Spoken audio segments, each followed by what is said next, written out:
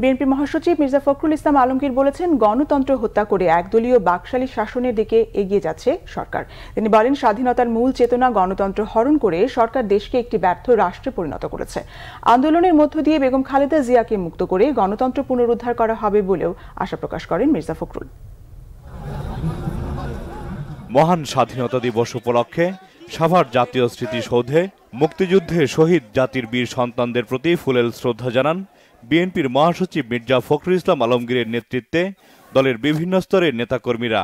শ্রদ্ধা জানানোর পর বিএনপির মহাসচিব বলেন, গণতন্ত্রকে ফিরিয়ে আনা এবং বেগম খালেদা জিয়াকে মুক্ত করাই আজকের দিনের শপথ। আমাদের চরম দুর্ভাগ্য যে আজকে যে চেতনা, যে আদর্শকে সামনে নিয়ে আমরা মুক্তিযুদ্ধে ঝাঁপিয়ে পড়েছিলাম, জাতি ঝাঁপিয়ে পড়েছিল, আজকে সেই চেতনা এবং আদর্শ সম্পূর্ণভাবে ভুলুণ্ঠিত হয়েছে। গণতন্ত্রকে হত্যা করে আজকে দেশে একদলীয় শাসন ব্যবস্থা প্রতিষ্ঠা করবার জন্য এক চক্রান্ত প্রায় প্রতিষ্ঠা লাভ করতে চলেছে। জাতীয় স্মৃতিসৌধে শ্রদ্ধা নিবেদন শেষে শেরেবাংলা নগরে দলের প্রতিষ্ঠাতা শহীদ রাষ্ট্রপতি জিয়াউর রহমানের মাজারে ফুলেল শ্রদ্ধা জানান বিএনপি নেতারা। এ সময় শহীদ জিয়া রুহের মাগফিরাত এবং দেশ ও জাতির সমৃদ্ধি কামনায় মোনাজাত করা হয়।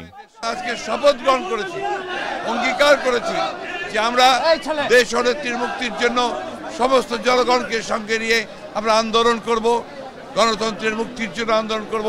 দেশ ও নেত্রীকে মুক্ত করে গণতন্ত্রকে ফিরিয়ে নিয়ে এসে আমরা এই দেশের মানুষের জন্য তাদেরকে মুক্ত করবো ইনশাআল্লাহ। গণতন্ত্র পুনরুদ্ধারে সবাইকে ঐক্যবদ্ধ হওয়ার আহ্বান জানান মির্জা ফখরুল। জাহাঙ্গীর আকন্দ, বাংলা ভিশন, ঢাকা।